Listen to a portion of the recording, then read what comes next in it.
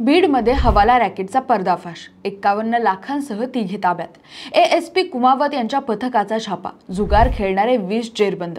बीड पोलिसांकडून चंदन तस्करांविरोधात मोठी कारवाई, 10 जणांविरुद्ध गुन्हा दाखल। मंडळी, या आहेत बीडच्या बातमीपत्रातल्या हेडलाईन्स। 2022 मध्ये बीडमध्ये एका डॅशिंग सिंगमने बीडच्या पोलीस ठाण्याची सूत्र आपल्या हाती घेतली आणि गुन्हेगारांना सळो की पळो करून सोडलं होतं।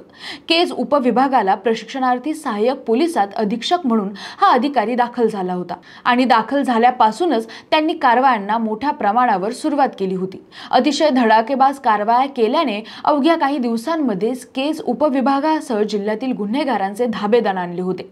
कुमावत हे एवढ्यावरच न थांबता त्यांनी बाहेर जिल्ह्यातही कारवायांचा धडाका ठेवला होता आणि काही दिवसातच त्यांची जरब गुन्हेगारांवर बसली। अवैध गुटखा असेल, वाहतुकीचा प्रश्न असेल, मटका, जुगार इत्यादी प्रश्नांवर त्यांनी धाडसी कारवाया केल्याने कित्येक गुन्हेगार तर जिल्हा सोडून पळून गेले होते। एवढंच काय, तर वाल्मिक कराड सुद्धा या ऑफिसरचा धाक खाऊन होता। म्हणून या ऑफिसरची घाबरून बीडमधून अवघ्या 2 वर्षातच त्यांची बदली करण्यात आली। पण आता महादेव मुंडे प्रकरणात बीडमध्ये हे ऑफिसर पुन्हा एकदा दाखल झाले। मात्र बीडच्या आकांना धडकी भरवणारे हे ऑफिसर आहे तरी कोण? वाल्मिक कराड त्यांना का घाबरायचा? सगळं जाणून घेणार आहोत या व्हिडिओच्या माध्यमातून। नमस्कार, मी काजल आणि तुम्ही बघताय विषयच भारी। बीड जिल्ह्यातील केजमध्ये काही वर्षांपासून एक नाव सर्वत्र चर्चेत असायचं आणि ते नाव म्हणजे पंकज कुमावत। एका लोअर मिडल क्लास कुटुंबातून आलेल्या या तरुण अधिकाऱ्याने केवळ आपलं नाव नाही तर आपल्या संपूर्ण कुटुंबाचा अभिमान संपूर्ण महाराष्ट्रात पोहोचवलाय।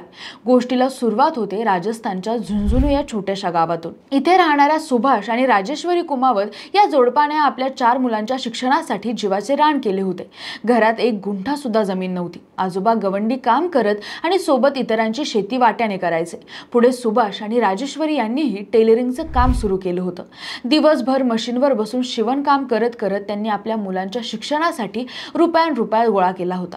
पोरांना शिकवायचं होतं, मोठं करायचं होतं, हेच स्वप्न डोळ्यात घेऊन त्यांनी दिवस रात्र कष्ट घेतले आणि त्या कष्टांना फळही आलं। 4 मुलांपैकी 3 मुलं आज समाजात मानाचं स्थान मिळवून बसलेत। या यशस्वी कुटुंबातील थोरला मुलगा म्हणजे पंकज कुमावत। त्यांचा प्रवास एका सामान्य कुटुंबातून सुरू झाला, पण आज ते IPS अधिकारी म्हणून केजच्या उपविभागीय पोलीस अधिकारी पदावर कार्यरत होते। त्यांचा प्रवास एका सामान्य कुटुंबातून सुरू झाला आणि नंतर ते IPS अधिकारी म्हणून रुजू झाले होते। बीड जिल्ह्यात त्यांनी बड्या नेत्यांचे गुटखासाठी उद्ध्वस्त केले, पत्त्यांचे क्लब बंद केले, अवैध बायोडिझेल कारवायांवर गदा आणली आणि हे सर्व करताना त्यांनी जनतेत आपली वेगळी ओळख निर्माण केली। आज बीडमध्ये पंकज कुमावत म्हणजे धडाकेबाज कारवाईचा चेहरा बनले होते। पण केवळ अधिकारी म्हणूनच नाही तर एक मुलगा, एक भाऊ आणि एक प्रेरणा म्हणूनही पंकज यांचा प्रवास मोठा आहे। त्यांच्या पाठोपाठ धाकटा भाऊ अमित कुमावत हाही IPS झाला, तर दुसरा भाऊ संजय कुमावत डॉक्टर असून शल्य विशारद म्हणजे सर्जन म्हणून सेवेत आहे। तिघा भावांनी मिळून आपल्या आईवडिलांचे पांग इतक्या मोठ्या पातळीवर फेडले की कुणालाही अभिमान वाटेल। सगळ्या भावंडांमध्ये थोरले असलेले पंकज शाळेत असल्यापासूनच हुशार विद्यार्थी होते। शिवाय पंकज कुमावत यांनी दिल्ली IIT मधून इंजिनिअरिंगची डिग्री सुद्धा मिळवली होती। IIT दिल्लीमधून इंजिनिअरिंग पूर्ण करून नोएडामधल्या एका मोठ्या MNC कंपनीमध्ये त्यांनी बिझनेस ॲनालिस्ट म्हणून नोकरी स्वीकारली। या नोकरीसोबत त्यांना मिळालं होतं 10 लाखांचं सॉलिड पॅकेज, ऑफिसची आलिशान गाडी, राहण्यासाठी मोठा फ्लॅट, एकूण काय तर शहरी जीवनात हवी असलेली प्रत्येक गोष्ट त्यांच्या आयुष्यात होती। नोएडासारख्या ठिकाणी चमचमता लाईफस्टाईल जगताना त्यांचं भविष्य आर्थिकदृष्ट्या सगळंच सेट होतं, पण तरी सुद्धा त्यांच्या मनात एक विचार सातत्यानं घोळायचा, हे सगळं मी फक्त स्वतःसाठी करतोय, पण समाजासाठी काय? पंकज यांना माझं आयुष्य जितकं सोयीस्कर आहे तितकंच ते समाजाच्या मुळांपासून दूर आहे, तिथं सामान्य माणसांचा आवाज पोहोचत नाही हे सातत्यानं वाटायचं आणि म्हणूनच त्यांनी 2016 साली नोकरीला रामराम ठोकला आणि जिद्दीने IPSचा प्रवास सुरू केला। मग 2016 सालीच केंद्रीय लोकसेवा आयोगाच्या परीक्षेची त्यांनी दिल्लीत तयारी सुरू केली होती। त्यांनी कुठलीही शिकवणी लावली नव्हती। सेल्फ स्टडी करतानाच पहिल्यांदा 2017 साली दिलेल्या केंद्रीय लोकसेवा आयोगाच्या प्राथमिक आणि मुख्य लेखी परीक्षेत त्यांना यशही मिळालं।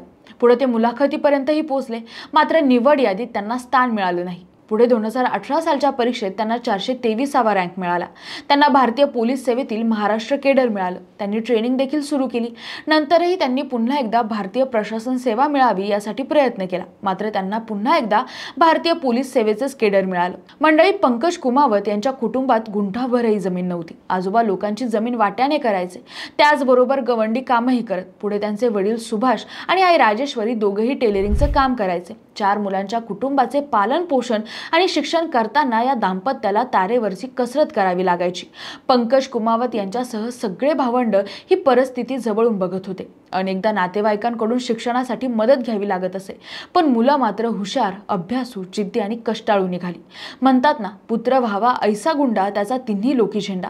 त्याचप्रमाणे पंकज, अमित आणि संजय या तिन्ही पुत्रांनी आई वडिलांचे पांग फेडले। दोघे भारतीय पोलीस सेवेत तर एक डॉक्टर झालाय। विशेष म्हणजे लहान भाऊ अमित देखील दुसऱ्याच प्रयत्नात IPS झालेत। पुढे 2022 मध्ये पंकज कुमावत यांची बीडच्या केसमध्ये प्रशिक्षणार्थी सहाय्यक पोलिसात अधीक्षक म्हणून नियुक्ती झाली आहे आणि दाखल झाल्यापासूनच त्यांनी कारवायांना मोठ्या प्रमाणात सुरुवात केली होती। अतिशय धडाकेबाज कारवाया केल्याने अवघ्या काही दिवसांमध्येच केस उपविभागासह जिल्ह्यातील गुन्हेगारांचे धावे दणाणले होते। कुमावत हे एवढ्यावरच न थांबता त्यांनी बाहेर जिल्ह्यातही कारवायांचा धडाका सुरू केला आणि काही दिवसातच पंकज कुमावत यांची जरब गुन्हेगारांवर बसली। कुमावत यांच्या धडक कारवायांमुळे वाल्मिक कराड त्यांना घाबरूनच असायचा, पण 2 वर्षांनंतर त्यांना अमरावतीमध्ये प्रमोशन मिळालं आणि बीडच्या आकांना रान मोकळं झालं। पुढे कुमावत बीड सोडून गेल्यानंतर बीडमध्ये जो काही UP पॅटर्न घडला त्याचे पडसाद आज अख्खा महाराष्ट्र भुगतोय। सरपंच संतोष देशमुख आणि महादेव मुंडे यांची निर्घुण हत्या झाली। आरोपी वाल्मिक कराड, त्याचे राईट हँड असणारे गुंड गोट्या गीते यांनी बीडमध्ये हैदोस घातला होता। शिवाय त्यांना आवर घालण्यासाठी आणि महादेव मुंडे प्रकरणाची SIT चौकशी सुरू व्हावी यासाठी परत एकदा पंकज यांना सरकारकडून बीडला धाडण्यात आले। महादेव मुंडे यांच्या पत्नी ज्ञानेश्वरी मुंडे यांनी थेट मुख्यमंत्री देवेंद्र फडणवीस यांची भेट घेऊन तपासासाठी IPS पंकज कुमावत यांची नेमणूक करण्याची विनंती केली होती। तब्बल 2 महिन्यांच्या प्रतीक्षेनंतर अखेर ही मागणी मान्य झाली असून कुमावत यांना SITचा नेतृत्वभार सोपवण्यात आलाय।